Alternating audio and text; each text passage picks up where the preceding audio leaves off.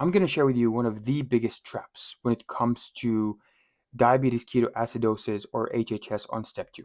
So as you know, DKA or HHS, basically they have high amounts of glucose in their blood. And you'll see that on lab. Usually with HHS, glucose is going to be like over 1,000. And with DKA, it's going to be around 300 or 400. And when you look at their ABG, it's going to support metabolic acidosis, right? pH is low, bicarb is low, and their PaCO2 is low because they're hyperventilating to compensate.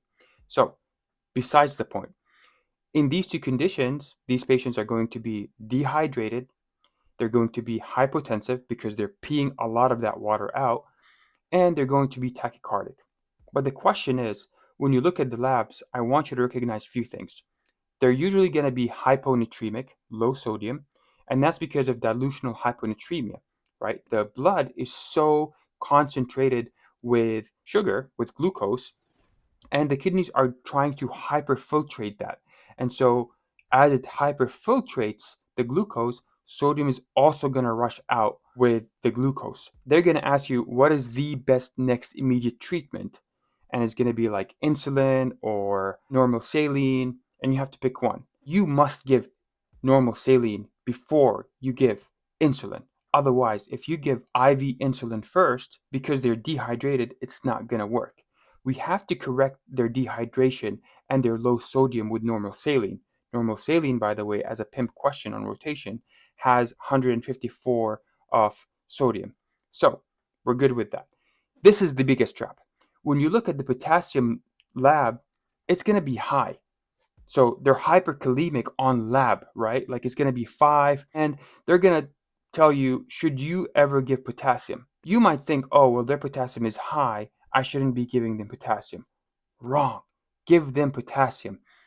As long as their potassium is high, but not greater than 5.3, you must give them potassium. You might ask why. I'll tell you why. Because even though their potassium level on serum is high, their kidneys are hyperfiltrating that potassium just like it is with the glucose and the sodium. So even though they're hyperkalemic, there is total body depletion of potassium. Okay? And the big mistake is if you give normal saline, which is the first step, and then you give insulin, which is the second step, and you don't give them potassium, their potassium is already low. Even though there is high potassium on labs, they're peeing a lot of it out. If you just give normal saline and insulin, they're going to have a very low potassium, and that can cause an arrhythmia. So don't get trapped by the high potassium on lab when it comes to DKA or HHS. As long as it is less than 5.3, give them potassium. Cheers.